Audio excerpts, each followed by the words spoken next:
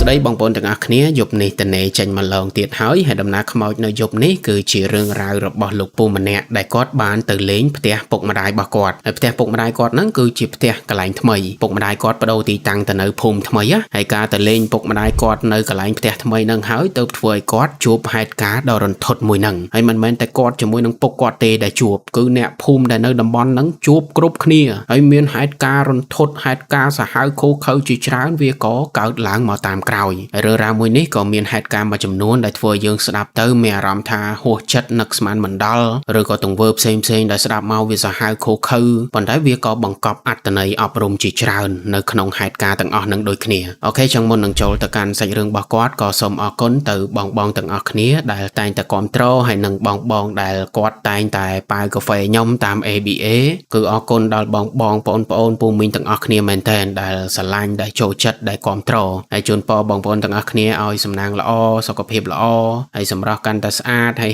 ហេងរកស៊ីមានបានហើយកុំភ្លេចគាំទ្រដំណើរឲ្យកាន់តែច្រើនជាងនឹងទៀតពីព្រោះការគាំទ្ររបស់បងប្អូនទាំងអស់គ្នាវាគឺជាកម្លាំងចិត្តដែលអាចឲ្យខ្ញុំធ្វើវីដេអូបន្តទៅមុខទៀតពីព្រោះបើសិនជាធ្វើវីដេអូហើយអត់មានអ្នកមើលធ្វើវីដេអូហើយស្ងាត់ជ្រាបគ្មានអ្នកគាំទ្រគ្មានអ្នកឧបត្ថម្ភឲ្យក៏ខ្ញុំអត់អាចធ្វើទៅមុខបានយូរដែរអញ្ចឹងអរគុណដល់បងប្អូនទាំងអស់គ្នាមែនតើដែលតែងតែគាំទ្រនិងឧបត្ថម្ភដល់ខ្ញុំមករហូតអូខេចឹងមានតែប៉ុណ្្នឹងទេចង់ដឹងថាពូម្នាក់ហ្នឹងគាត់ជួបហេតុការណ៍រន្ធត់អីខ្លះចឹងតោះចូលសាច់រឿងរបស់គាត់ទាំងអស់គ្នា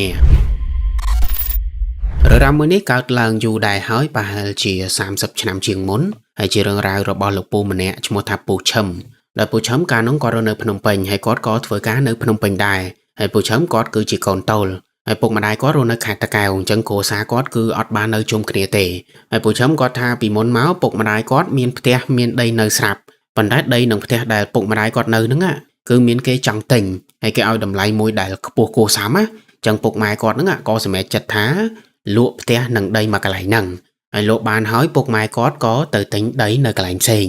ដែលដីមកកន្លែងនោះគឺស្ថិតនៅក្នុងភូមិមួយដែលជាភូមិរាងដាច់ស្រយាលហើយទឹកភ្លើងអីគឺគ្មានទេអ្នកភូមិភាគច្រើនយប់ឡើងគេប្រើចង្កៀងប្រេងកាតហើយបើទឹកអីគឺគេដងចេញពីដងអាហ្នឹងគឺជាជីវិតរបស់អ្នកភូមិនៅតំបន់នោះប៉ុន្តែវាមិនជាបញ្ហាអីសម្រាប់ពុកម្ដាយរបស់ពូឈឹមទេដោយសារតែពុកម្ដាយគាត់គឺជាអ្នករស់នៅបែបហ្នឹងតាំងពីតូចមកអញ្ចឹងឥឡូវហ្នឹងទោះបីជាគាត់មកនៅភូមិដែលដាច់ស្រយាលបន្តិចគ្មានទឹកគ្មានភ្លើងពិតមែនប៉ុន្តែវាធម្មតាសម្រាប់គាត់ណាហើយណាមួយពុកម្ដាយគាត់កាលនោះក៏អាយុច្រើនដែរអញ្ចឹងគាត់ចង់ទៅរស់នៅបែបធម្មជាតិរស់នៅបែបស្ងប់ស្ងាត់ចឹងទៅអញ្ចឹងពុកម៉ែគាត់ក៏សម្រេចចិត្តថាទៅទិញដីនៅក្នុងភូមិមួយកន្លែងនោះហើយទិញដីហើយក៏ធ្វើផ្ទះធ្វើអីតូចមកល្មមនៅ2នាក់ហ្នឹងទៅហើយក៏ប្រើជីវិតនៅកន្លែងភូមិថ្មីមួយហ្នឹងទៅហើយនៅផ្ទះដែលពុកគាត់ទិញហ្នឹងគឺនៅខាងក្រោយផ្ទះសុទ្ធតែវាលស្រែហើយនៅក្រោយវាលស្រែហ្នឹងគឺមានតែព្រៃមានតែដើមឈើនិយាយទៅបរិយាកាសគឺស្រស់ស្រាយមែនតើហើយពូឈឹមគាត់ថាចាប់តាំងពីពុកម្ដាយគាត់ទិញផ្ទះថ្មីទិញដីថ្មីមកកន្លែងនោះពូឈឹមគាត់មិនតាន់បានទៅមើលទៅលេងភ្លាមទេ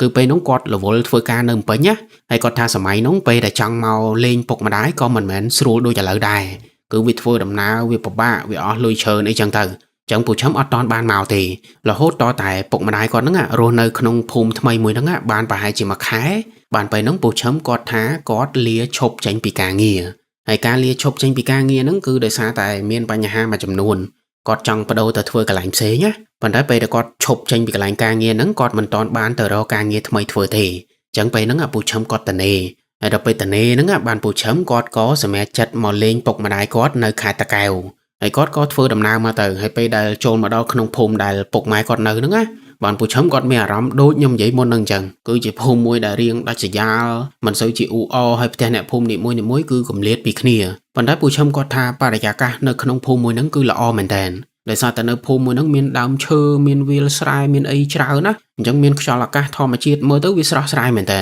ហើយពូឈឹមក៏អញ្ចឹងធ្វើដំណើរតាមផ្លូវរហូតតតែទៅដល់ផ្ទះពុកម្ដាយគាត់ហើយទៅដល់ភ្លាមពុកម្ដាយគាត់ហ្នឹងរៀបចំបាយរៀបចំម្ហូបយ៉ាងពិសេសជូនពូឈឹមដោយថាខានជួបកូនយូរអញ្ចឹងជប់លៀងម្ដងហើយអំឡុងពេលដែលញ៉ាំបាយជុំគ្រួសារហ្នឹងបានពូឈឹមគាត់ក៏និយាយលេងទៅកាន់ពុកម៉ែគាត់ទៅគាត់សួរពុកម៉ែគាត់ហ្នឹងថាហេតុអីមកនៅកន្លែងហ្នឹងហើយមិនទៅនៅកន្លែងអ៊ូអរបន្តិចហើយមកនៅអីក្នុងភូមិស្ងាត់សំបីតែពេលថ្ងៃក៏នៅតែស្ងាត់ហើយចុះតែមុំយប់វាស្ងាត់កម្រិតណាទៅគាត់និយាយលេងគាត់និយាយសួរទៅបែបហ្នឹងហើយបានពុកម៉ែគាត់ឆ្លើយមកវិញទៅគាត់ថាគាត់ចាស់ហើយគាត់ចង់នៅកន្លែងស្ងាត់អញ្ចឹងហើយនៅហ្នឹងវាស្ងាត់មែនប៉ុន្តែវាខ្យល់អាកាសល្អ ហើយណាមួយភូមិហ្នឹងវាស្ងាត់ពិតមែនប៉ុន្តែមានអ្នកភូមិមានអីគេធ្វើដំណើរទៅវិញទៅមកហើយគេដើរកាត់ផ្ទះគាត់ហ្នឹងគេតែងតែនិយាយលេងរាក់ទាក់គ្នានិយាយទៅវាមិនមែនភូមិស្ងាត់ជ្រាបដូចអ្វីដែលពូឈឹមគិតណាពុកម៉ែគាត់ថានៅនេះស្រួលរស់នៅហើយគាត់ចូលចិត្តនៅបែបហ្នឹងហើយណាមួយដីហើយនឹងផ្ទះនៅភូមិហ្នឹងក៏តម្លៃវាធូរដែរអញ្ចឹងមិនគាត់មកនៅហ្នឹងណាដូចថាលក់ដីលក់ផ្ទះបានហើយទុកលុយចាយពេលចាស់ជរាទៅអញ្ចឹងណាអំឡុងពេលដែលអង្គុយញ៉ាំបាយហ្នឹងបានពូឈឹមគាត់សង្កេតមើលជុំវិញដីជុំវិញផ្ទះពុកម្ដាយគាត់ថានៅជុំវិញហ្នឹងអត់មានផ្ទះអ្នកភូមិនៅទេគឺមានតែដីទទេដីទុកចោលហើយបើខាងក្រោយដីផ្ទះពុកគាត់គឺសុទ្ធតែវាលស្រែ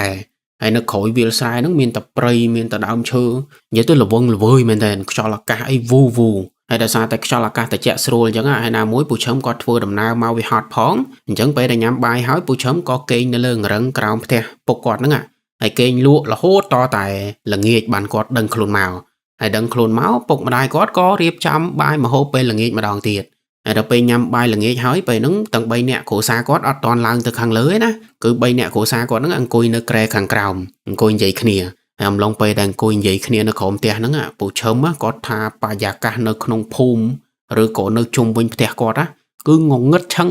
ងងឹតឡើងរោពលឺអីបន្តិចក៏គ្មានណាហើយបើតាមផ្លូវអីគឺមិនបាច់និយាយទេអាងឹតឆុងស្ងាត់ជ្រាបឮតែសំឡេងឆ្កែព្រុសឆ្កែដើរហើយអង្គុយយូរទៅបានឃើញអ្នកភូមិគេដើរកាត់មុខផ្ទះគាត់ម្ដងទៅ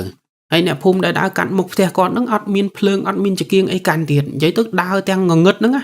ហើយដល់ពេលពូឈឹមគាត់ឃើញបរិយាកាសបែបហ្នឹងណាគាត់ក៏សួរពុកគាត់លេងទៅគាត់សួរថាពុកនៅនឹងស្ងាត់អាងឹតអញ្ចឹងមានខ្មោចលងអត់គាត់សួរពុកគាត់អញ្ចឹងសួរបែបលេងសួរបែបអត់មានគិតអីច្រើនណាប៉ុន្តែពូឈឹមគាត់ថាគ្រាន់តែគាត់សួរហើយលេងពុកគាត់ហ្នឹងយកដៃ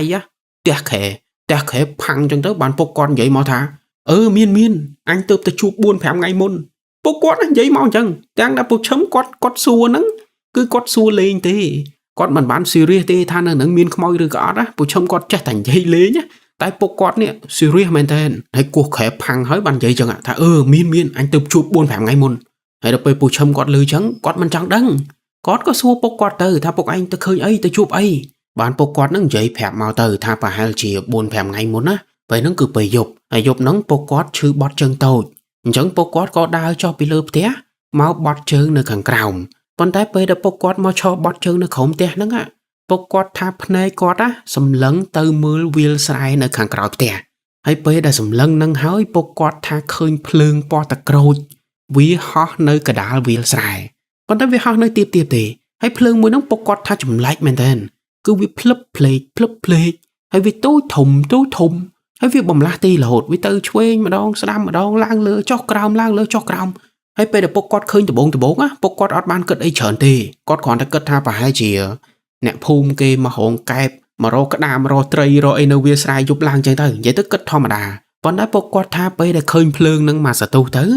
លេងពលឺភ្លើងទឹកក្រូចភ្លឹបភ្លេចហ្នឹងវាក៏ហោះឡើងទៅខ្ពស់ហើយវាខ្ពស់ប្រហែលជា3 ទៅ 4 ម៉ែត្រដែលវាខ្ពស់ជាងមនុស្សអញ្ចឹងវាមិនចម្លែកមែនទេហើយភ្លើងនោះវាអញ្ចឹងវាហោះឡើងខ្ពស់ហើយបានវាចុះមកក្រោមវិញហើយចុះមកក្រោមអាកន្លែងវាលស្រែហ្នឹងមកសតុះទៅបានពលឺភ្លើងមួយហ្នឹងវាហោះឡើងទៅលើទៀតហើយវាហោះឡើងទៅលើអញ្ចឹងទៅវាវិលទៅវិញទៅមក2 3 ដងទៅបានវាចុះមកក្រោមទៀតហើយដល់ពេលពុកពូឈឹមគាត់ឃើញបែបហ្នឹងគាត់ឆ្ងល់គាត់ចង់ដឹងបានពុកពូឈឹមហ្នឹងគាត់ដើរទៅមើលនៅវាលស្រែនិយាយទៅពុកគាត់អត់ខ្លាចទេពុកគាត់ឃើញហើយឆ្ងល់ហើយចង់ដឹងអញ្ចឹងបើយើងចង់ដឹងមិនត្រូវដើរទៅមើលអញ្ចឹងពុកគាត់ហ្នឹងដើរទៅមើលទាំងយប់ហើយពេលដែលពុកគាត់ដើរទៅហ្នឹងគឺដើរទៅស្ងាត់ទេហើយដើរទៅដែលអត់មានពលឺអត់មានអីទេគឺដើរទាំងងងឹតហ្នឹងមានតែពលឺពីប្រច័នណាអញ្ចឹងពុកគាត់ក៏ដើរលបទៅមើលទៅប៉ុន្តែពេលដែលពុកគាត់ដើរក្បែរពលឺពណ៌ទឹកក្រូចមួយហ្នឹងប្រហែលជាខ្វះតែ10 ម៉ែត្រជាងទៀតទេស្រាប់តែពលឺមួយហ្នឹងដូចវាដឹងថាពុកពូឈឹមដើរមកអញ្ចឹងពលឺមួយហ្នឹងវាក៏ហោះឡើងទៅលើប្រហែលជា 3-4 ម៉ែត្រហើយពេលដែលវាហោះឡើងទៅលើហ្នឹងបានពុកពូឈឹមគាត់ឃើញថានៅកន្លែងពលឺពណ៌ទឹកក្រូចមួយហ្នឹងគឺជាក្បាលមនុស្សហើយជាក្បាលមនុស្សស្រីសក់វែង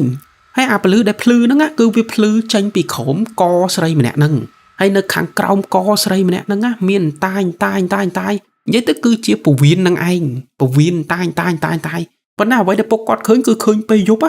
ពេលងងឹតអញ្ចឹងឃើញមិនសូវជាច្បាស់ប្រហែលទេតែមើលទៅដឹងថាជាក្បាលមនុស្សហើយមានពលឺមានពវៀនហើយពលឺមួយហ្នឹងគ្រាន់តែឃើញពុកពូឈឹមភ្លាមវាហោះកិច្ចទៅបាត់ វាហោះកម្ពស់3-4 ម៉ែត្រហើយចូលទៅក្នុងព្រៃខាងក្រោយបាត់ហើយពួកគាត់គ្រាន់តែឃើញច្បាស់បែបហ្នឹងហើ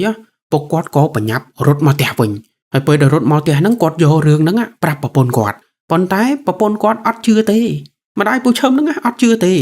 ថាពុកគាត់ហ្នឹងកុហកឬក៏ពុកគាត់ហ្នឹងស្វាងភ្នែកគិតខ្លួនឯងនិយាយទៅពុកគាត់ព្យាយាមនិយាយព្យាយាមអធិប្បាយយ៉ាងណាក៏ម្ដាយគាត់អត់ជឿដែរអាហ្នឹងគឺជារឿងរ៉ាវដែលពុកគាត់និយាយប្រាប់ថាឃើញ 4-5 ថ្ងៃមុនហើយពូឈឹមដល់ពេលគាត់ឮបែបហ្នឹង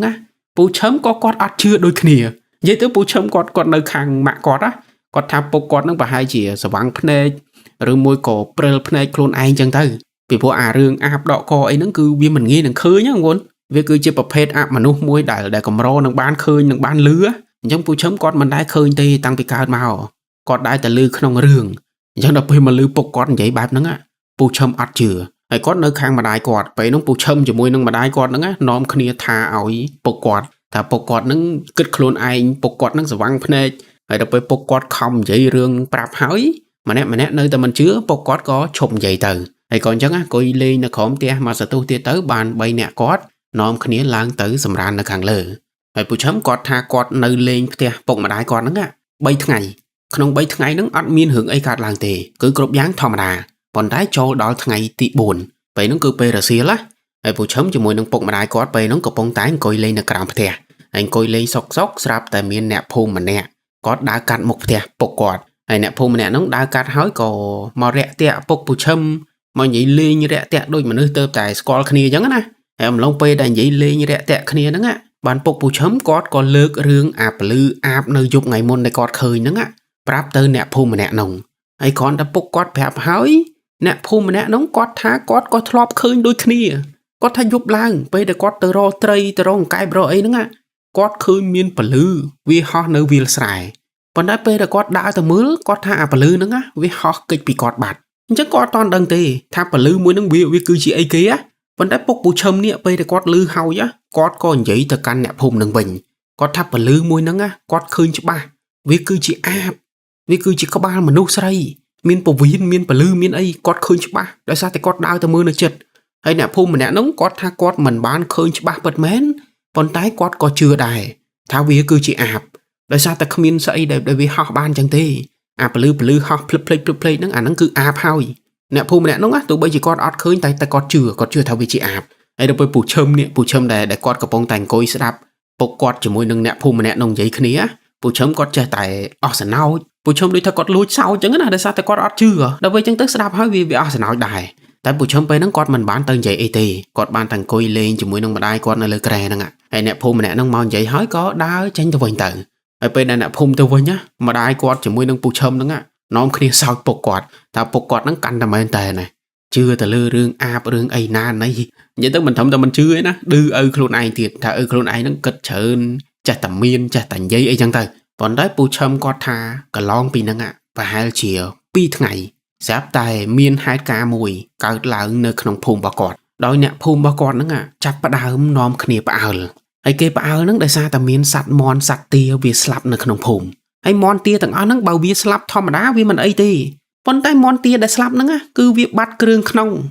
និយាយទៅមានគេខ្វេះគ្រឿងក្នុងមន់ទាទាំងអស់ហ្នឹងចេញមកក្រៅហើយសឹងតែគ្រប់ទាំងអស់ហ្មងឧទាហរណ៍ថាងាប់10ក្បាលទាមន់ទាំង10ក្បាលហ្នឹងបាត់គ្រឿងក្នុងទាំងអស់អាហ្នឹងដែលវាចម្លែកហើយពូឈឹមគាត់លឺអញ្ចឹងគាត់នៅតែគិតថាប្រហែលជាសត្វព្រៃសត្វអីវាមកស៊ីមន់ស៊ីទាហើយវាស៊ីតែគ្រឿងក្នុងអញ្ចឹងណានិយាយទៅពូឈឹមគាត់គិតធម្មតាសិនហើយអ្នកភូមិពេលហ្នឹងក៏អត់មានអ្នកណាដឹងពីហេតុផលដែរគាត់តែថាអ្នកភូមិឃើញរូបភាពមួយហ្នឹងហើយអារម្មណ៍មិនសូវល្អដូចថាមិនដឹងជាស្អីមកស៊ីមន់ទាទាំងអស់ហ្នឹងណាហើយហេតុការណ៍មួយហ្នឹងកើតឡើងពេលហ្នឹងមិនសូវជាមានគេផ្អើលប្រហែលទេដូចថានៅស្រាសិនណាប៉ុន្តែកន្លងពីហ្នឹងមួយថ្ងៃពីរថ្ងៃទៅមុខទៀតចាប់តែយប់ថ្ងៃហ្នឹងពូឈឹមគាត់ថាមិនដឹងមិនទេឆ្កែនៅក្នុងភូមិរបស់គាត់នាំគ្នាព្រុសនាំគ្នាលូខ្លាំងមែនទែនដោយរបៀបវាឃើញអីមួយយ៉ាងប៉ុន្តែពេលហ្នឹងពូឈឹមមិនទាន់ដឹងព័ត៌មានអីទ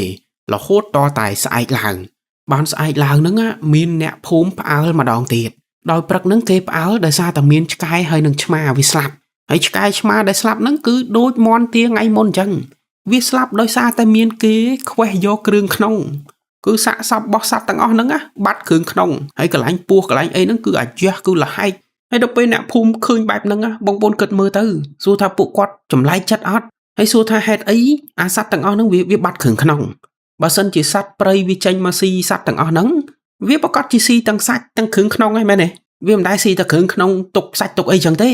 អញ្ចឹងវាចម្លែកប៉ុន្តែពេលហ្នឹងអត់ទាន់មានអ្នកណាឃើញហេតុការអីទេហើយក៏អត់ដឹងពីហេតុពីផលដែរអញ្ចឹងម្នាក់បានតែត្រឹមឆ្ងល់បានតែត្រឹមសង្ស័យហើយពូឈឹមគាត់ថាកន្លងពីហេតុការឆ្មាហើយនឹងឆ្កែស្លាប់ហ្នឹងកន្លងពីហ្នឹងតែ3 4ថ្ងៃទៀតទ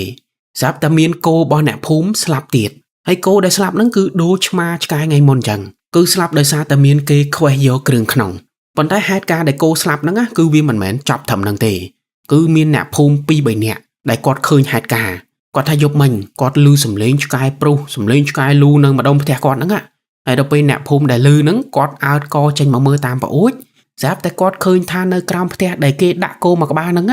ងគាត់ថានៅកន្លែងគោហ្នឹងវាមានពលឺពណ៌ទឹកក្រូចហើយពលឺភ្លឹបភ្លេចនៅកន្លែងគោហ្នឹងប៉ុន្តែអ្នកភូមិដែលឃើញហ្នឹងគាត់អត់បានចុះមកមើលទេគាត់គ្រាន់តែឃើញហើយគាត់ឆ្ងល់ហើយរហូតដល់ព្រឹកឡើងហ្នឹងបានគាត់ដឹងថាអាកន្លែងពលឺដែលគាត់ឃើញហ្នឹងគឺមានគោស្លាប់ហើយគោស្លាប់ទាំងដែលបាត់គ្រឿងក្នុងអញ្ចឹងដោយសារតែមានអ្នកភូមិឃើញហេតុការឃើញពលឺមួយហ្នឹងបានពេលហ្នឹងម្នាក់គិតទៅលើរឿងអាបគិតថាអាហេតុការដែលកើតឡើងកន្លងមកឆ្មាងាប់ឆ្កែងាប់មន់ទាគោអីទាំងប្រមាណហ្នឹងសង្ស័យវាស្លាប់ដោយសារតែមានអាបមកស៊ីគ្រឿងក្នុងប៉ុន្តែពេលហ្នឹងពួកគាត់បានតែត្រឹមសង្ស័យបានតែត្រឹមគិតទេមិនទាន់ដឹងថាត្រូវធ្វើម៉េចទេពីព្រោះពួកគាត់ឃើញតែពលឺហ្នឹងអញ្ចឹងអត់ដឹងថាវាជាអីឲ្យប្រកាសអញ្ចឹងណាបានតែត្រឹមគិតហើយនឹងសង្ស័យទេពេលហ្នឹងប៉ុន្តែនៅយប់មួយហ្នឹងអាយប់ថ្ងៃដដែលហ្នឹងអាយប់ថ្ងៃដែលគេឃើញគោស្លាប់ហ្នឹងនៅយប់មួយហ្នឹងពូឈឹមគាត់ថាពេលដែលគាត់គេងនៅផ្ទះស្រាប់តែឆ្កែនៅក្នុងភូមិគាត់ហ្នឹងវាចាប់ផ្ដើមព្រុសខ្លាំងម្ដងទៀតព្រុសផងលូផងដូចឃើញអ្វីម្យ៉ាងអញ្ចឹងហើយអំឡុងពេលដែលឆ្កែព្រុសឆ្កែលូហ្នឹងបានពូឈឹមគាត់ឮសំឡេងកភ្លើងបាញ់2 3គ្រាប់បាញ់ផាំងហើយបានពេលឮសំឡេងកភ្លើងហ្នឹងហើយបានពូឈឹមជាមួយនឹងពុកគាត់នាំគ្នារត់ចេញទៅក្រៅមើលហើយពេលដែលពូឈឹមជាមួយនឹងពុកគាត់រត់ចេញទៅក្រៅលបងមើលហ្នឹង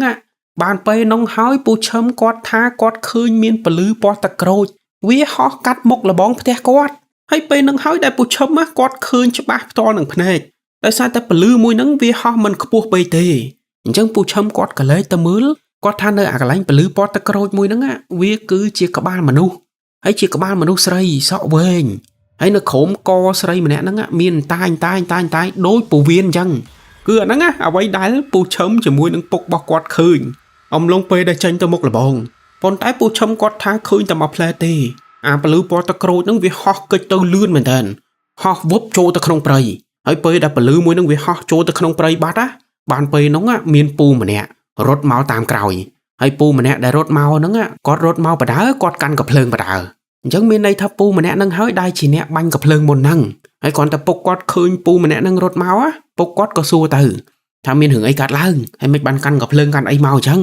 បានពូម្នាក់ហ្នឹងគាត់ប្រាប់ពីហេតុការណ៍ដែលគាត់ជួបមុនហ្នឹងគាត់ថាមុនហ្នឹងគាត់កំពុងតែគេងនៅលើផ្ទះហើយគាត់គេងសុកគាត់ឈឺបត់ជើងតូចគាត់ក៏ដើរចុះមកតាមកាំចរាដើម្បីមកបត់ជើងនៅខាងក្រោមប៉ុន្តែពេលដែលគាត់ដើរត្រឹមកាំចរាហ្នឹង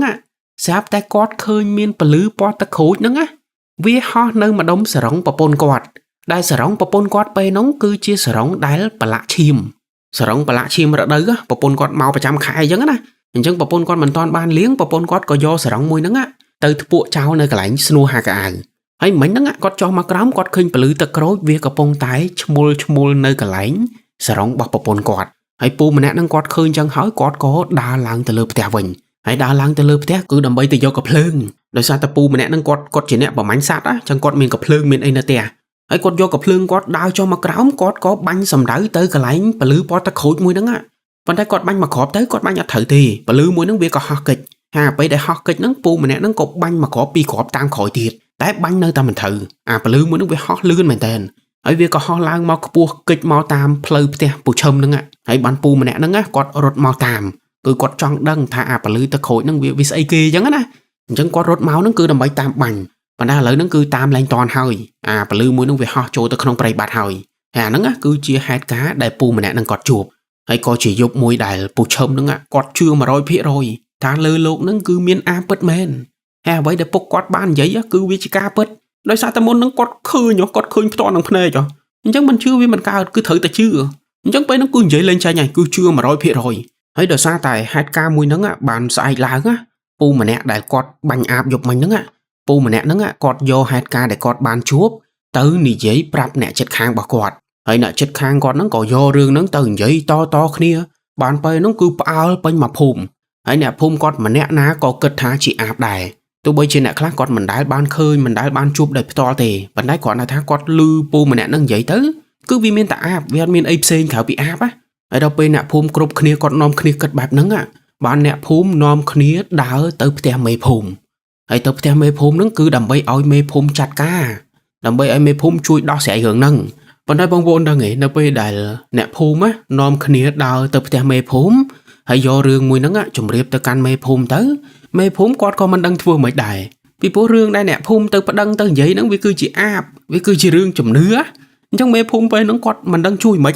ហើយអ្នកភូមិគាត់ទៅពីស្រែកគាត់ទៅពីថាឲ្យមេភូមិហ្នឹងឲ្យជួយដោះស្រាយហើយអ្នកភូមិខ្លះចេះតែនាំគ្នាចោទថាសង្ស័យអ្នកនេះអាបសង្ស័យមីងម្នាក់នោះអាបសង្ស័យយាយនោះអាបចេះតែសង្ស័យអ្នកភូមិម្នាក់ចេះតែនិយាយតគ្នា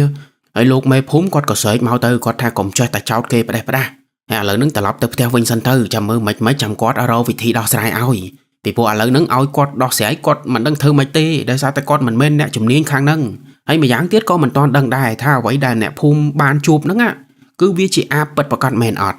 ឬមួយក៏គ្រាន់តែគាត់ស្វាំងភ្នែកឬមួយក៏វាជាសត្វអីម្យ៉ាងដែលវាមានពលឺឬមួយក៏ជាស្អីផ្សេងនិយាយទៅមេភូមិគាត់អត់ទាន់ប្រកាសចិត្តទេថាអ្វីដែលអ្នកភូមិឃើញហ្នឹងវាពិតជាអាបពិតមែនអញ្ចឹងពេលនោះលោកមេភូមិព្យាយាមសម្រួលឲ្យអ្នកភូមិស្ងប់ចិត្តទៅហើយឲ្យអ្នកភូមិហ្នឹងត្រឡប់ទៅផ្ទះវិញរៀងៗខ្លួនប៉ុន្តែពូឈឹមគាត់ថានៅពេលនោះអ្នកភូមិម្នាក់អត់មាននរណាសុខចិត្តទេគឺម្នាក់ក្តៅក្រហាយពិបាកនៅហើយសត្វមន់សត្វទាពួកគាត់ក៏ងាប់ដល់គោដល់ក្របីទៀតអញ្ចឹងនៅក្នុងភូមិពេលហ្នឹងគឺវាក្តៅក្រហាយវានៅអត់បានហើយដល់ពេលនៅមិនបានអញ្ចឹងបានមានមីងម្នាក់ហ្នឹងគាត់ណែនាំគាត់មិនដឹងជាមានជំនឿមកពីណាឬក៏ដឹងមកពីណាទេគាត់ថាសុកលេងមីងម្នាក់ហ្នឹងគាត់និយាយមកគាត់ថាឲ្យពូម្នាក់ដែលបាញ់អាបយប់មិញហ្នឹងឲ្យពូម្នាក់ហ្នឹងយកសរងដែលប្រឡាក់ឈាមរដូវប្រពន្ធគាត់ហ្នឹងយកមកស្ងោរទឹកឬក៏យកមកដុតពីព្រោះនៅសរងដែលប្រឡាក់ឈាមរបស់ប្រពន្ធគាត់ហ្នឹងវាមានទឹកមាត់អាបជាប់នៅហ្នឹងដោយសារតែយប់មិញអាបវាមិនមលិតមែនទេអញ្ចឹងទឹកមាត់អាបគឺវាប្រឡាក់នៅលើសរងហើយមីងម្នាក់ហ្នឹងគាត់ថាឲ្យយកសរងមួយហ្នឹងទៅស្ងោរទៅដុតឲ្យក្តៅហើយនៅពេលដែលសរងប្រឡាក់ទឹកមាត់អាបហ្នឹងវាក្តៅទៅនរណាដែលជាអាបវានឹងបញ្ចេញប្រតិកម្មវានឹងក្តៅក្រហាយដូចទឹកមាត់វាកំពុងតែត្រូវទឹកពុះអញ្ចឹងអាហ្នឹងគឺជាជំនឿមីងម្នាក់ហ្នឹងហើយដល់ពេលអ្នកភូមិផ្សេងលឺបែបហ្នឹងគាត់ក៏នាំគ្នាធ្វើតាមដោយមិនដឹងទេថាមីងម្នាក់ហ្នឹងគាត់ទៅចេះមកពីខាងណាខាងណីហើយអ្វីដែលគាត់ប្រាប់មុនហ្នឹងបើធ្វើទៅបានផលប្រមាណភាគរយអីប្រមាណភាគរយគឺអ្នកភូមិអត់ដឹងអត់ប្រកាសចិត្តទេប៉ុន្តែសាកធ្វើសិនទៅក៏វាអត់មានខាតបង់អីដែរអញ្ចឹងពូម្នាក់ដែលបាញ់អាបយប់មិញហ្នឹងគាត់ក៏ទៅយកសរងដែលប្រឡាក់ឈាមប្រពន្ធគាត់ដែលអាបលិតយប់មិញហ្នឹងគាត់យកសរងប្រពន្ធគាត់ហ្នឹងមកដាក់នៅក្នុងឆ្នាំងហើយចាក់ទឹកដាំឲ្យពុះដាំឲ្យវាក្តៅហើយអំឡុងពេលដែលយកសរងដែលប្រឡាក់ឈាមហ្នឹងមកដាំពេលហ្នឹងអ្នកភូមិក៏នាំគ្នានៅជុំវិញហ្នឹងនៅចាំមើលថានរណាមានប្រតិកម្មហើយពូឈុំពេលហ្នឹងគាត់ថាបរិយាកាសនៅក្នុងភូមិគឺអ៊ូអរមែនតើពេលដែលគាត់មកដំបងគឺស្ងាត់ជ្រាបតាមផ្លូវអីមិនសូវមានមនុស្សទេប៉ុន្តែដល់ពេលមានបញ្ហាមានរឿងនៅក្នុងភូមិម្នាក់មកឡើងពេញពេលហ្នឹងអ៊ូអរមែនតើហើយរងចាំមើលលទ្ធផលហើយពូឈុំគាត់ថានៅពេលដែលគេយកសរងមកដាំនៅក្នុងទឹកពុះហ្នឹងពេលទឹកកំពុងតែពុះឡើងចិត្តរីងទឹកទៅវិញហើយក៏ពេលហ្នឹងអ្នកភូមិដែលនៅម្ដុំហ្នឹងអត់មាននរណាមានប្រតិកម្មអីទេគឺម្នាក់ធម្មតាអត់មានអ្នកណាក្តៅក្រហាយឬមួយក៏ប្រកាច់ប្រកិនអីទេអញ្ចឹងពេលហ្នឹងគឺរកអត់ឃើញទេថានរណាដែលជាអាបពិតប្រាកដហើយដល់ពេលរកមិនឃើញមិនដឹងថានរណាអញ្ចឹងទៅបានអ្នកភូមិម្នាក់ចាប់ផ្ដើមបែកផ្លូវគ្នាទៅផ្ទះរៀងៗខ្លួនដូចតែទៅផ្ទះសិនណាចាំមើលមិនចាំគិតទៀតប៉ុន្តែពូឈឹមគាត់ថានៅថ្ងៃមួយហ្នឹងស្រាប់តែល្ងាចឡើងអ្នកភូមិនាំគ្នាផ្អើលម្ដងទៀតហើយអ្នកភូមិដែលផ្អើលហ្នឹងគឺដោយសារតែមានប្អូនប្រុសម្នាក់ហ្នឹងវាថាវាដើរចូលទៅក្នុងព្រៃនៅចុងភូមិហើយពេលដែលវាដើរពីភូមិចូលទៅក្នុងព្រៃហ្នឹងវាថាវាដើរកាត់ផ្ទះលោកយាយម្នាក់ដែលលោកយាយម្នាក់ហ្នឹងឈ្មោះថាយាយសាយហើយយាយសាយហ្នឹងគាត់នៅផ្ទះតែម្នាក់ឯងទេហើយផ្ទះគាត់គឺនៅចុងភូមិនៅដាច់ស្រយាលពីផ្ទះអ្នកភូមិដទៃហើយតាមពិតទៅអ្នកភូមិក៏គាត់ធ្លាប់ឃើញយាយសាយម្នាក់ហ្នឹងដែរធ្លាប់ឃើញធ្លាប់រាក់ទាក់មួយម៉ាត់ពីរម៉ាត់ប៉ុន្តែបើឲ្យនិយាយជាមួយនិយាយស្និទ្ធស្នាលអីគឺមិនដែលទេដោយសារតែយាយសាយម្នាក់ហ្នឹងគាត់មិនសូវចូលសង្គមទេ ហើយយាយសាយគាត់ចូលចិត្តនៅតែឯងនៅបែបស្ងប់ស្ងាត់ហើយគាត់រស់នៅដោយបេះបន្លែផ្លែឈើអីដែលនៅតាមព្រៃហ្នឹងយកមកញ៉ាំហើយអ្នកភូមិក៏មិនដឹងពីប្រវត្តិយាយសាយម្នាក់នឹងដែរថាគាត់មានកូនប្រមាណអ្នកកូនគាត់នៅណានៅណីអីគឺអ្នកភូមិអត់សូវដឹងទេនិយាយទៅយាយសាយម្នាក់ហ្នឹងគឺជាមនុស្សក្រៅសង្គមគេអត់សូវជារាប់អានគេមិនសូវជាយកចិត្តទុកដាក់ជាមួយប៉ុន្តែនៅល្ងាចថ្ងៃហ្នឹងអាប្អូនម្នាក់ដែលវាថាដើរចូលទៅក្នុងព្រៃវាដើរកាត់ផ្ទះយាយសាយហ្នឹងវាថាអំឡុងពេលដែលវាដើរកាត់ផ្ទះយាយសាយវាឮសំឡេងយាយសាយម្នាក់ហ្នឹងស្រែកធ្ងោដូចមនុស្សកំពុងតែឈឺចាប់ចេញមកពីក្នុងផ្ទះហើយដល់ពេលវាឮអញ្ចឹងបានវារត់មកប្រាប់អ្នកភូមិហើយវាមកប្រាប់អ្នកភូមិហ្នឹងដោយសារតែវាសង្ស័យថាយាយសាយម្នាក់ហ្នឹងគឺជាអាបដោយសារតែព្រឹកមិញអ្នកភូមិមិនយកសរងដែលមានទឹកមាត់អាបហ្នឹងយកទៅដាំទឹកឲ្យពុះហើយតាមជំនឿមីងម្នាក់ហ្នឹងថាអ្នកណាដែលជាអាបនឹងមានប្រតិកម្មអញ្ចឹងប្អូនមួយហ្នឹងវាឮយាយសាយស្រែកធ្ងោចេញមកពីក្នុងផ្ទះវាក៏មកប្រាប់អ្នកភូមិហើយអ្នកភូមិឮបែបហ្នឹងក៏នាំគ្នាផ្អើលទៅមើលនៅផ្ទះយាយសាយហើយពេលហ្នឹងពូឈុំជាមួយនឹងពុកគាត់ក៏ដើរទៅជាមួយគេជាមួយឯងដូចគ្នាហើយអំឡុងពេលដែលពូឈុំដើរទៅមុខផ្ទះយាយសាយគឺពូឈុំគាត់ថាឮពិតមែនឮសំឡេងយាយសាយដែលកំពុងតែនៅក្នុងផ្ទះហ្នឹងគាត់ស្រែកធ្ងោដូចមនុស្សឈឺចាប់ខ្លាំងណាស់អញ្ចឹងគាត់ស្រែកអូយឈឺណាជួយផងបបាក់ធំស្រែកធ្ងោតែឯងចេញពីក្នុងផ្ទះហ្នឹងហើយដល់ពេលអ្នកភូមិមកមុខផ្ទះយាយសាយហើយឮបែបហ្នឹងទាំងអស់គ្នាអ្នកភូមិក៏គិតថាយាយសាយម្នាក់ហ្នឹងហើយគឺជាអាបប៉ុន្តែនៅពេលដែលអ្នកភូមិកំពុងតែមកបដុំគ្នានៅមុខផ្ទះយាយសាយហ្នឹងស្រាប់តែមានពូ2នាក់ដែលពូ2នាក់ហ្នឹងគាត់គឺជាកូនភ្លោះហើយគាត់ខ្លាំងគាត់ហ៊ានជាងគេពូ2នាក់ហ្នឹងក៏ដើរឡើងទៅកម្មចដើផ្ទះយាយសាយហើយគាត់ដើរឡើងទៅដល់គាត់មិនបានរុញទ្វារឬក៏ទម្លុះទ្វារអីទេគឺពូ2នាក់ហ្នឹងគាត់លបមើលតាមប្រឡោះក្តារប្រឡោះឈើហើយគាត់លបមើលហ្នឹងដោយសារតែគាត់ចង់ដឹងថាយាយសាយកំពុងតែធ្វើអីហើយពូ2នាក់ដែលជាកូនភ្លោះហ្នឹងពេលដែលគាត់ឡើងទៅលបមើលតាមប្រឡោះទ្វារហើយគាត់ចុះមកក្រោមវិញគាត់ថាគាត់ឃើញយាយសាយហ្នឹងកំពុងតែគេងនៅលើកាតេលហើយយាយសាយគាត់គេងបដៅគាត់ពងរះខ្លួនបដៅគាត់ងាកឆ្វេងងាកស្ដាំលមូលចុះលមូលឡើងដោយរបៀបអាបកំពុងតែដកកពូ2នាក់ដែលជាកូនភ្លោះហ្នឹងគាត់ប្រាប់មកអញ្ចឹងហើយដល់ពេលគាត់ប្រាប់មកអញ្ចឹងបងប្អូនគិតមើលទៅអ្នកភូមិពេលហ្នឹងខ្លាចផងខឹងផងដោយសារតែគោមន់ទាគាត់វាស្លាប់ច្រើនអញ្ចឹងដល់ពេលពួកគាត់មកជួបយាយសាយដែលជាអាបហ្នឹងគាត់មិនខឹងមែនទេអញ្ចឹងពេលហ្នឹងដោយសារតែកំហឹងអ្នកភូមិកំពុងតែពុះកញ្ជ្រោលបានអ្នកភូមិម្នាក់នាំគ្នាស្រែកឲ្យដុតផ្ទះយាយសាយហ្នឹងចោលហើយឲ្យយាយសាយហ្នឹងស្លាប់នៅក្នុងផ្ទះដែលកំពុងតែឆេះហ្នឹងហ្មងទៅនិយាយទៅទុកអាបនៅក្នុងភូមិវាអត់មានអីចំណេញទេវាមានតែរឿងវិនិច្ឆ័យហិនហោចនិងមានតែបញ្ហាកើតឡើងអញ្ចឹងណាអញ្ចឹងអ្នកភូមិម្នាក់ស្រែកនាំគ្នាឲ្យដុតផ្ទះយាយសាយហើយដល់ពេលអ្នកភូមិនាំគ្នាស្រែកបែបហ្នឹងបានពូ2នាក់ដែលជាកូនភ្លោះហ្នឹងពូ2នាក់ដែលឡើងទៅមើលយាយសាយមុនហ្នឹងពូ2នាក់ហ្នឹងហើយគាត់ជាអ្នកចាប់ផ្ដើមគាត់ទៅយកប្រេងកាតដែលគេអុជចង្គៀងហ្នឹងយកមកចាក់តាមកម្មចរោយាយសាយហើយចាក់តាមតសខាងក្រោមហើយដល់ពេលចាក់ហើយបានគាត់យកភ្លើងគប់ទៅផ្ទះយាយសាយហើយពេលដែលគប់ភ្លើងចូលហ្នឹងហើយផ្ទះយាយសាយក៏ចាប់ផ្ដើមឆេះហើយពេលដែលផ្ទះឆេះហ្នឹងអ្នកភូមិម្នាក់នាំគ្នាគប់ទៅថែមនិយាយទៅដុតឆេះលឿនកុំឲ្យយាយសាយរត់តាន់កុំឲ្យអាបវាដកករត់តាន់អញ្ចឹងណាអ្នកភូមិគាត់គិតបែបហ្នឹងអញ្ចឹងនាំគ្នាគប់ភ្លើងចូលឲ្យលឿនហើយពូឈឹមពេលហ្នឹងគាត់មិនបានទៅគប់អីនឹងគេទេពូឈឹមគាត់គ្រាន់តែឈរមើលហើយអំឡុងពេលដែលពូឈឹមឈរមើលផ្ទះយាយសាយកំពុងតែឆេះហ្នឹងសំឡេងយាយសាយដែលកំពុងតែនៅក្នុងផ្ទះហ្នឹងគាត់ស្រែកកាន់តែខ្លាំងគាត់ស្រែកថាឈឺណាក្តៅណាជួយផងក្តៅណានិយាយទៅគាត់ស្រែកខ្លាំងគាត់ស្រែកបែបគួរអាណិតមែនទែនហើយពូឈឹមគាត់លឺអញ្ចឹងពេលហ្នឹងគាត់ចង់អាណិតអាបវិញដោយសារតែអ្វីដែលអ្នកភូមិកំពុងតែធ្វើយើងមើលទៅវាខូខើពេកប៉ុន្តែយើងក៏យល់ពីអ្នកភូមិដែរដោយសារតែអ្នកភូមិគាត់ក្តៅក្រហាយពេកមន់ទាគោក្របីគាត់ចិញ្ចឹមមិនមែនស្រួលណាហើយអាបមកស៊ីងាប់អស់អញ្ចឹងទៅគាត់ខាតច្រើនគាត់ខឹងគាត់អញ្ចឹងបានគាត់មកធ្វើទាំងវើទាំងអស់ហ្នឹងហើយពូឈឹមគាត់ថាគាត់ឈរមើលផ្ទះយាយសាយហ្នឹងឆេះរហូតតតែសំឡេងយាយសាយស្ងាត់ទៅវិញហើយពេលដែលសំឡេងយាយសាយស្ងាត់ហ្នឹងប្រហែលជាគាត់ស្លាប់បាត់ហើយណាដោយសារតែភ្លើងពេលហ្នឹងគឺវាឆេះខ្លាំងមែនតើហើយវាឆេះបែបហ្នឹងមកសន្ទុះធំទៅបានផ្ទះយាយសាយអាលុំធ្លាក់ចុះមកក្រោមហើយពេលដែលផ្ទះអាលុំចុះមកក្រោមពេលហ្នឹងភ្លើងក៏វាលែងសូវឆេះណាដោយសារតែផ្ទះយាយសាយតូចដែរទេអញ្ចឹងឆេះតាមអាផ្លែតហ្នឹងគឺវាអស់បាត់ហើយពេលដែលភ្លើងវាចិត្តអស់ហ្នឹងអ្នកភូមិអត់មានចូលទៅមើលយាយសាយឬក៏លើកសាកសពយាយសាយយកទៅធ្វើបន់ធ្វើអីគឺអត់ទេគឺគ្រាន់តែផ្ទះអាលុំភពអ្នកភូមិនាំគ្នាដើរទៅផ្ទះរៀងខ្លួនធ្វើដូចមិនដឹងមិនលឺហើយពូឈឹមគាត់ថារហូតដល់ស្អែកឡើងបានខាងប៉ូលីសខាងមេភូមិចុះមកមើលដល់ផ្ទះយាយសាយហើយចុះមកមើលហ្នឹងគឺចង់ស៊ើបមើលថានរណាដែលជាអ្នកដុតផ្ទះយាយសាយដោយសារតែដុតផ្ទះគេវាខុសច្បាប់អញ្ចឹងប៉ូលីសចង់មកចាប់អាអ្នកដុតហ្នឹងដាក់គុកប៉ុន្តែបងប្អូនដឹងទេអ្នកភូមិគាត់ពេលហ្នឹងគឺស្មោះត្រង់ជាមួយគ្នាមែនតើអ្នកភូមិម្នាក់ធ្វើមិនដឹងមិនលឺពេលដែលប៉ូលីសស៊ើបសួរទៅអ្នកភូមិឆ្លើយថាអត់ដឹងទេ ហើយបានអីដឹងបើម្សិលមិញហ្នឹងអ្នកភូមិដុតទាំងអស់គ្នាអ្នកភូមិម្នាក់គប់ភ្លើងទៅទាំងអស់គ្នាអញ្ចឹងប៉ូលីសចង់មកចាប់ក៏មិនដឹងចាប់អ្នកណាដែរបើចង់ចាប់មានតែចាប់មកភូមិយកទៅអញ្ចឹងពេលហ្នឹងប៉ូលីសធ្វើការអត់កោតទេសួររមុខសញ្ញានរណាដែលជាអ្នកនាំអាតនរណាដែលជាអ្នកដុតមុនគេអ្នកភូមិម្នាក់អត់និយាយទេហើយដល់ពេលអញ្ចឹងទៅអាហេតុការដែលឆេះផ្ទះយាយសាយហ្នឹងប៉ូលីសក៏ចាត់ទុកថាវាជារឿងឧបទ្ទវហេតុដោយថាយាយសាយហ្នឹងគាត់ធ្វើឆេះផ្ទះដោយខ្លួនឯងហើយគាត់ស្លាប់នៅក្នុងផ្ទះអញ្ចឹងណាពេលហ្នឹងគឺករណីមួយហ្នឹងវាចាប់តែប៉ុណ្្នឹងហើយបានខាងប៉ូលីសខាងអីហ្នឹងគេយកសាកសពយាយសាយទៅធ្វើបន់ទៅបូជាឲ្យគាត់ត្រឹមត្រូវហើយពូឈឹមគាត់ថាកន្លងពីហេតុការមួយហ្នឹងប្រហែលជាមួយអាទិត្យទៅមុខក្នុងមួយអាទិត្យហ្នឹងគឺអត់មានហេតុការអីកើតឡើងទេហើយពេលហ្នឹងអ្នកភូមិម្នាក់សប្បាយចិត្តមែនតើដោយសារតែសម្រាប់អាបានណាអញ្ចឹងម្នាក់អណាអត់មាននរណាអាណិតយាយសាយឬមួយក៏អីទេប៉ុន្តែអាភាពសប្បាយអរីករាយហ្នឹងគឺបានតែមួយអាទិត្យទេក្រោយពីមួយអាទិត្យហ្នឹងស្រាប់តែសត្វគោសត្វក្របីដែលមាននៅក្នុងភូមិវាចាប់ផ្ដើមស្លាប់ម្ដងទៀតហើយការស្លាប់របស់ពួកវាគឺដូចពីមុនអញ្ចឹងគឺស្លាប់ដោយសារមានគេខ្វេះយកពវៀនពួកវាចេញមកក្រៅហើយពវៀនហ្នឹងមិនដឹងទៅណាទេគឺឃើញតែសាកសពអញ្ចឹងដល់ពេលអ្នកភូមិឃើញសាកសពសត្វទាំងអស់ហ្នឹងបែបហ្នឹងអ្នកភូមិគាត់មិនគិតទៅលើរឿងអាបទេម្នាក់នាំគ្នាគិតរៀងខ្លួនណាថាតិចអាបហ្នឹងវាមិនតាន់អស់តិចវាមិនមែនអាបតែមួយតិចវាមានអាបពីរឬមួយក៏កូនយាយសាយហ្នឹងគាត់ជាអាបដែរ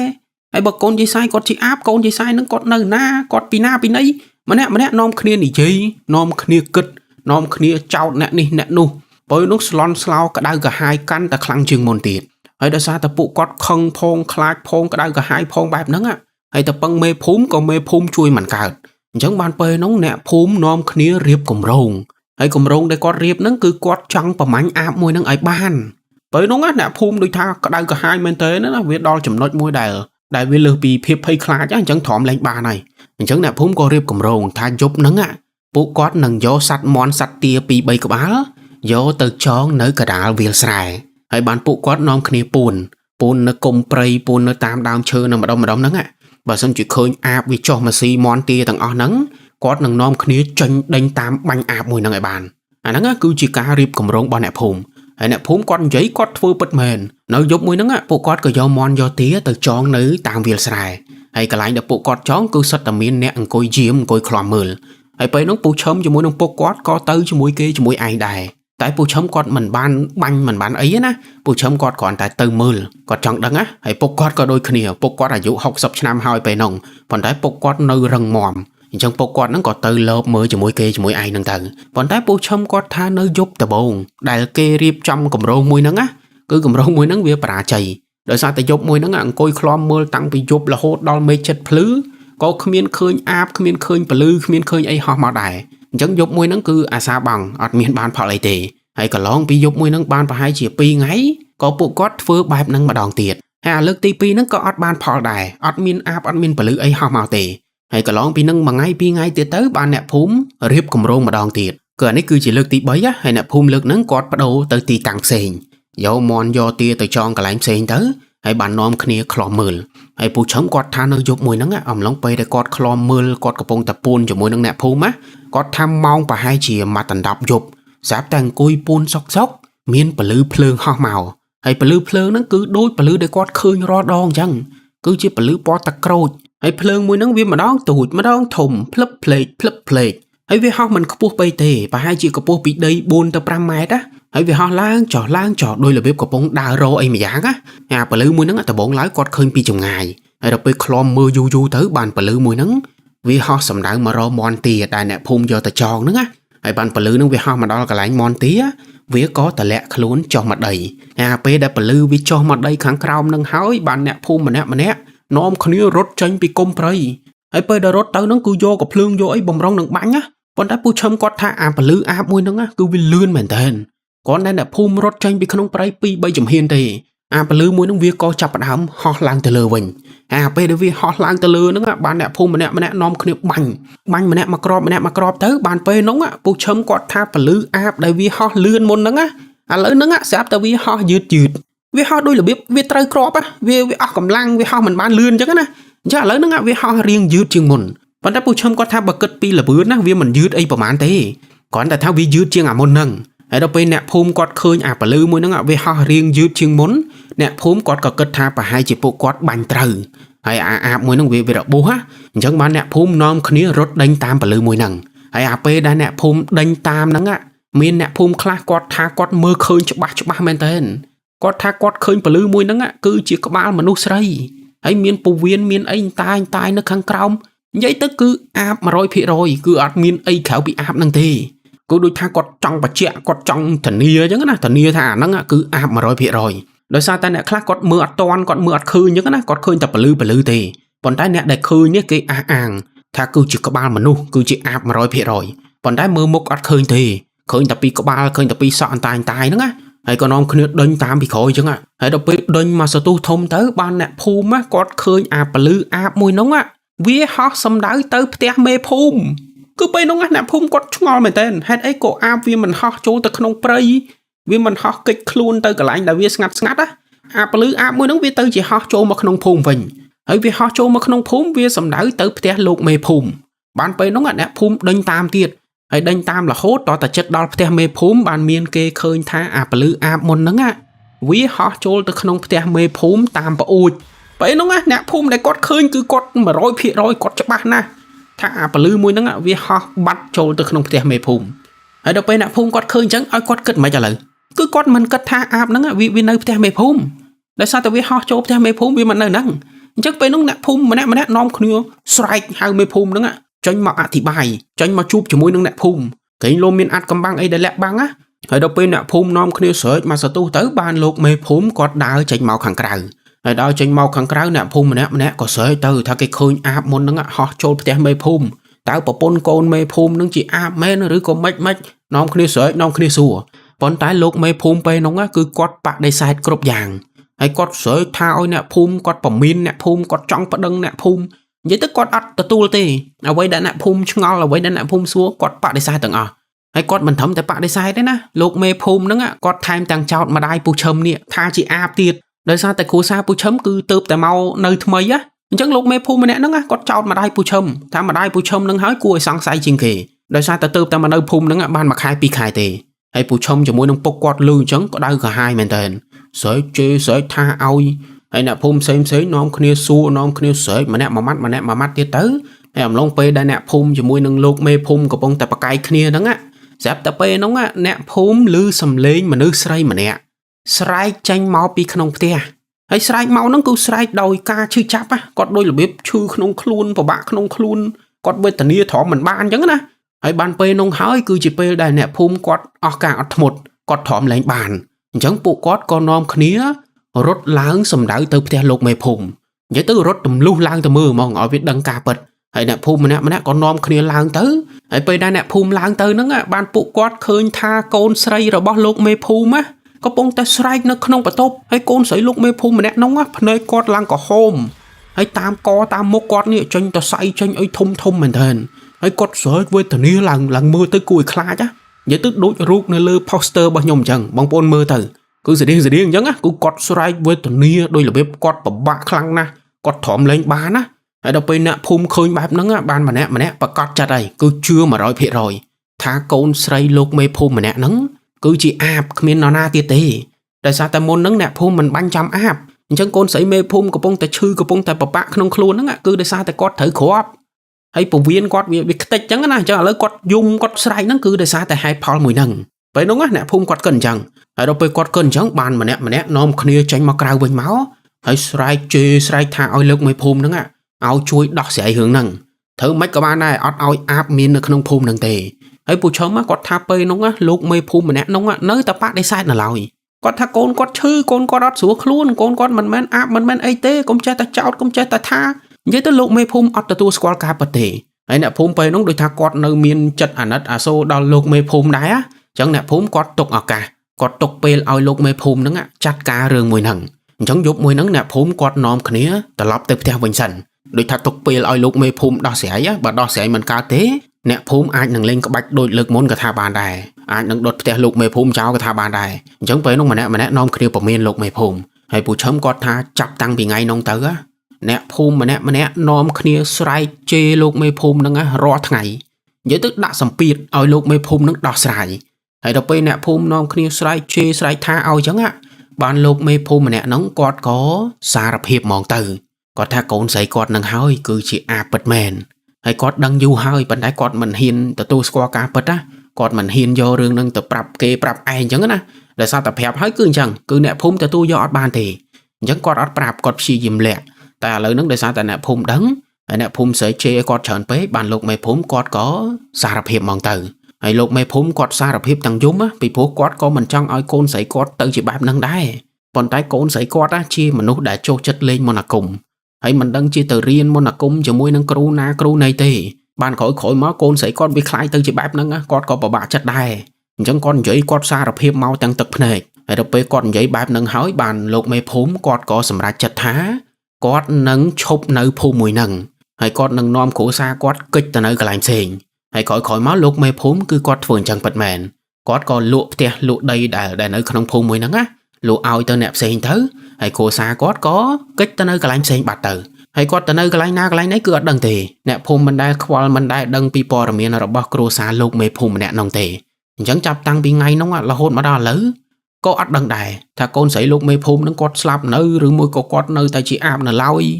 ឬមួយក៏គាត់ទៅស្នងទីយាតដាក់អ្នកណាអ្នកណីផ្សេងឥឡូវអត់ដឹងទេហើយពូឆឹមគាត់ថាចាប់តាំងពីគ្រួសារលោកមេភូមិចេញពីភូមិនឹងទៅបាត់ក្នុងភូមិរបស់គាត់ក៏លែងមានអាបលែងមានពលឺអីហោះនៅពេលយប់ឬមួយក៏សัตว์ងាប់សัตว์អីគឺលែងមានទៀតហើយនិយាយទៅគឺអាបទៅបាត់គ្រប់យ៉ាងក៏វាចាប់តែប៉ុណ្្នឹងហើយហ្នឹងគឺជារឿងរ៉ាវរបស់ពូឆឹមជាមួយនឹងពុកម្ដាយរបស់គាត់ដែលបានជួបនៅពេលដែលបដូរទីលំនៅចូលទៅនៅភូមិមួយហ្នឹងបានតែមួយខែជាងទៅ2ខែទេក៏ជួបហេតុការណ៍ទាំងអស់ហ្នឹងហើយតាមពិតទៅអានេះគឺជាអ្វីដែលពូឆឹមជាមួយនឹងពុកម្ដាយគាត់ដឹងពេលក្រោយគឺពូឆឹមគាត់ថាតាមពិតទៅអ្នកភូមិនៅតំបន់ហ្នឹងគេឃើញអាពលឺភ្លើងអាបមួយហ្នឹងយូរហើយប៉ុន្តែគេឃើញតែគេមិនដឹងទេថាវាជាពលឺអីគេហើយដល់ពេលមិនដឹងអញ្ចឹងបានអ្នកភូមិគាត់ចេះតែបដ ாய் ចេះតែធ្វើមិនខ្វល់មិនយកចិត្តទុកដាក់អញ្ចឹងណាហើយដល់ពេលមិនយកចិត្តទុកដាក់អញ្ចឹងបានអាបមួយហ្នឹងវាកាន់តែបានដៃដំបូងឡើយវាស៊ីអង្កែបស៊ីអីតាមវាលស្រែទេប៉ុន្តែក្រោយមកវាស៊ីមន់ស៊ីទារបស់អ្នកភូមិហើយវាស៊ីឆ្មាស៊ីឆ្កែស៊ីគោស៊ីក្របីអាពេលនោះហើយបានវាដល់ពេលដែលអ្នកភូមិក្តៅក្រហាយហើយបានម្នាក់នាំគ្នារៀបគម្រោងតាមប្រមាញ់អាបមួយហ្នឹងហើយចុងក្រោយក៏ដឹងការពិតថាអាបមួយហ្នឹងគឺជាកូនស្រីរបស់លោកមេភូមិហើយអានេះគឺជារឿងរ៉ាវដែលពូឆឹមគាត់មកដឹងពេលក្រោយគឺពូឆឹមគាត់ឮអ្នកភូមិប្រាប់ដោយអ្នកភូមិដែលប្រាប់មកហ្នឹងគាត់ថាតាមពិតទៅអ្នកភូមិក៏ធ្លាប់ដឹងពីប្រវត្តិកូនស្រីលោកមេភូមិហ្នឹងខ្លះដែរគឺកូនស្រីលោកមេភូមិម្នាក់ហ្នឹងអាយុប្រហែលជា7-40ឆ្នាំហើយកូនស្រីលោកមេភូមិហ្នឹងគាត់មានប្តី3នាក់ហើយប៉ុន្តែប្តី3នាក់ដែលគាត់ធ្លាប់មានហ្នឹងឥឡូវហ្នឹងគឺស្លាប់ទាំងអស់និយាយទៅកូនលោកមេភូមិហ្នឹងគឺស្លាប់មួយយកមួយទៀតហើយយកប្តីទី2ហ្នឹងមិនយូរទេក៏ស្លាប់ទៅម្នាក់ទៀតហើយបានកូនគាត់យកប្តីទី3ហើយប្តីទី3ហ្នឹងក៏នៅមិនបានយូរដែរបានតែមួយឆ្នាំជាងទេក៏ស្លាប់ទៅម្នាក់ទៀតហើយអាពេលដែលប្តីកូនស្រីលោកមេភូមិស្លាប់អ្នកភូមិអត់ដែលគិតទៅលើរឿងអីទេគឺគិតតែពីធម្មតារឿងធម្មជាតិរឿងវិទ្យាសាស្ត្រអញ្ចឹងណាអត់មាននរណាគិតទៅលើរឿងមន្តអាគមអូមអាមអាបធ្មប់អីទេទៅតែជួបហេតុការណ៍មួយហ្នឹងបាទអ្នកភូមិចាប់ផ្ដើមគិតពួកគាត់សង្ស័យថាប្តី3នាក់របស់កូនស្រីលោកមេភូមិហ្នឹងប្រហែលជាស្លាប់ដោយសារតែប្រពន្ធស៊ីចុះបើកូនស្រីម្នាក់ហ្នឹងគាត់ជាអាបអញ្ចឹងប្រហែលជាគាត់ស៊ីប្តីខ្លួនឯងអញ្ចឹងគ្មាននរណានៅជាមួយកូនស្រីលោកមេភូមិបានទេមកនៅស្លាប់អស់3នាក់បានក្រោយមកកូនស្រីគាត់គឺនៅតែឯងនៅមេម៉ាយអាពេលដែលនៅមេម៉ាយហ្នឹងកូនស្រីលោកមេភូមិគាត់មិនសូវចេញក្រៅមិនសូវមានតំណែងអីជាមួយអ្នកភូមិទេហើយការដែលមិនសូវនិយាយស្ដីជាមួយអ្នកភូមិពេលហ្នឹងអ្នកភូមិក៏មិនបានគិតអីច្រើនដែរគាត់គិតបែបធម្មតាគាត់ថាប្រហែលជាគេកូនលោកមេភូមិគេមានមុខមានមាត់គេមានលុយគេអ្នកមានណាអញ្ចឹងយើងអ្នកក្រគេមិនសូវមកនិយាយជាមួយទេអ្នកភូមិគាត់គិតធម្មតាបែបហ្នឹងប៉ុន្តែការពិតទៅមិនមែនអញ្ចឹងទេកូនស្រីលោកមេភូមិមិនសូវចេញក្រៅមិនសូវនិយាយស្ដីហ្នឹងគឺដោយសារតែគាត់ជាអាបធម្មតាមិនសូវចេញក្រៅទេគឺនៅតែក្នុងផ្ទះគឺអាបគាត់ introvert គាត់មិនសូវចង់ចេញក្រៅទេបើគាត់ចេញគឺដូចដែលខ្ញុំនិយាយអញ្ចឹងចេញមកស៊ីមន់ស៊ីទាអ្នកភូមិហ្នឹងអាហ្នឹងមិនគាត់ចេញហើយខ្ញុំឆ្ងល់មួយយ៉ាងអាបបើតាមជំនឿរបស់យើងគឺជាប្រភេទក្បាលដែលមានតែពោះវៀនហើយហោះមានភ្លើងមានអីនៅតាមក្បាលតាមកគាត់ហ្នឹងអាហ្នឹងគឺជាប្រភេទអាបហើយចុះបើគាត់មានតែកមានតែក្បាលហ្នឹងតើគាត់ទៅខ្វេះពោះវៀនសัตว์ស៊ីបានដោយរបៀបណាបើគាត់អត់មានដៃប៉ុណ្ណឹងបងប្អូនឆ្ងល់ទេខ្ញុំឆ្ងល់មែនតើណាខ្ញុំចង់ឲ្យអាបហ្នឹងគាត់មកអនុវត្តឲ្យមើលណាសួរថាគាត់ហែកយកគ្រឿងក្នុងសัตว์ទាំងអស់ហ្នឹងគាត់ប្រើអីហែកគាត់ប្រើថ្មិញហែកក៏វាមិនស្រួលណាឬមួយក៏គាត់មានមន្តអាគមឬមួយក៏មិនចឹងណានេះខ្ញុំអត់ច្បាស់គាត់ថាបើយើងគិតមកវាគួរឲ្យឆ្ងល់ពិតមែនណាអត់មានដៃអត់មានជើងទេមានតែក្បាលមានតែពោះវៀនហោះ ប៉ុន្តែអាចហែកពោះគេយកពវៀនចេញមកស៊ីបានអញ្ចឹងវាគួរឲ្យឆ្ងល់មែនអាចចំណុចហ្នឹងណាចឹងបងប្អូនណាមានចំណេះដឹងឬមួយក៏ធ្លាប់ដឹងធ្លាប់ឮអីជួយខមមិនប្រាប់នៅខាងក្រោមផងហើយបើសិនជាកាន់តែល្អជាងនឹងទៀតណាបើសិនជាអាបណាដែលកំពុងតែស្ដាប់រឿងមួយហ្នឹងណាអាចផ្ញើសារមកខ្ញុំបានឬមួយក៏វល់ជាសម្លេងក៏បានដែរពីព្រោះអាបបងប្អូនទាំងអស់គ្នាដឹងហើយថាគាត់មិនមែនជាខ្មោច 100% ទេគឺគាត់ជាមនុស្សដូចយើងអញ្ចឹងគ្រាន់តែថាគាត់អាចដកខបានគាត់មានមន្តអាគមឬមួយក៏អំពើអីរបស់គាត់អញ្ចឹងណាអញ្ចឹងពីព្រឹកដល់ល្ងាចគាត់អាចនឹងជាមនុស្សដូចយើងទេអញ្ចឹងបើសិនជាអាបកំពុងតែស្ដាប់រឿងមួយនេះអីអាចតំណែងមកខ្ញុំបានហើយចាំខ្ញុំលាក់ប្រវត្តិឲ្យខ្ញុំអត់បញ្ចេញឈ្មោះទេខ្ញុំគ្រាន់តែចង់ដឹងថាការទៅហែកស៊ីពវៀនសត្វទាំងអស់ហ្នឹងតើអាបគាត់ហែកដោយរបៀបណាចង់ដឹងតែប៉ុណ្្នឹងទេហើយរឿងមួយនេះនៅពេលដែលដឹងពីហេតុផលដឹងថានរណាដែលជាអាបពិតប្រាកដហើយអ្នកដែលយើងគួរអាណិតជាងគេគឺពីណាគេគឺយាយសាយបងប្អូនយាយសាយដែលអ្នកភូមិនាំគ្នាយកភ្លើងទៅដុតផ្ទះគាត់ហ្នឹងណាយាយសាយម្នាក់នោះគាត់មិនមែនជាអាបទេគាត់ជាមនុស្សចាស់ធម្មតាដែលគ្មានកូនគ្មានអីនៅក្បែរហើយគាត់នៅតែម្នាក់ឯងណានិយាយទៅគាត់ជាមនុស្សធម្មតាគាត់មិនមែនអាបទេហើយអ្នកភូមិនេះនាំគ្នាទៅមុខផ្ទះគាត់ឮសំឡេងយាយសាយស្រែកធ្ងោឈឺចាប់គិតថាយាយសាយនឹងជាអាបតែតាមពិតទៅគាត់គ្រាន់តែស្រែកធម្មតាគាត់អត់ស្រួលខ្លួនណាគាត់ឈឺអត់មានអ្នកមើលថែគាត់ណាហើយអាការដែលគាត់ដេកពង្រះទៅវិញទៅមកគាត់លមូលចុះលមូលឡើងនឹងមិនមែនគាត់កំពុងតែដកកទេគឺយាយសាយគាត់ប្រហែលជាពិបាកក្នុងខ្លួនធម្មតាមនុស្សដែលឈឺគឺនៅអត់សុខទេអញ្ចឹងយាយសាយហ្នឹងគាត់ក៏ចេះតែពង្រះឆ្វេងពង្រះស្ដាំលមូលចុះលមូលឡើងហើយពូពីរនាក់ដែលជាកូនភ្លោះហ្នឹងគាត់ឃើញយាយសាយធ្វើបែបហ្នឹងគាត់គិតថាយាយសាយកំពុងតែចង់ដកកវាទៅជាអញ្ចឹងវិញណាទាំងដែលយាយសាយអត់មានដឹងអីទេគាត់ឈឺធម្មតាទេប៉ុន្តែអ្នកភូមិនេះឃើញហើយគិតខ្លួនឯងអើខ្លួនឯងហើយណាមួយពេលនោះអ្នកភូមិកំពុងតែខឹងទៀតគឺកំហឹងអ្នកភូមិវាគួរឲ្យខ្លាចណាម្នាក់ស្រែកដុតទៅបាននាំគ្នាដុតផ្ទះយាយសាយចោលហើយយាយសាយនឹងស្លាប់នៅក្នុងភ្លើងស្លាប់ទាំងវេទនាស្រែកធ្ងោឈូណាស់ក្តៅណាស់ហើយដល់ពេលមកដឹងការពិតចឹងបងប្អូនមានអារម្មណ៍មិនឥឡូវមានអារម្មណ៍ថាអាណិតយាយសាយមែនតើដុតគាត់ទាំងរស់ដោយគាត់អត់ដឹងអីសោះអញ្ចឹងបងប្អូនគិតថាបើសិនជាយើងជាកូនចៅយាយសាយហើយយើងមកលឺព័ត៌មានបែបហ្នឹងអ្នកភូមិមកដុតផ្ទះម្ដាយយើងមកដុតម្ដាយយើងទាំងរស់បងប្អូនគិតមើលទៅវាឈឺចាប់ណាវាទទួលយកអត់បានណាហើយបើសិនជាយើងជាយាយសាយវិញសួរថាយើងវេទនាកម្រិតណាដែលយើងកំពុងតែឈឺយើងកំពុងតែត្រូវការអ្នកមើលថែត្រូវការអ្នកថែទាំ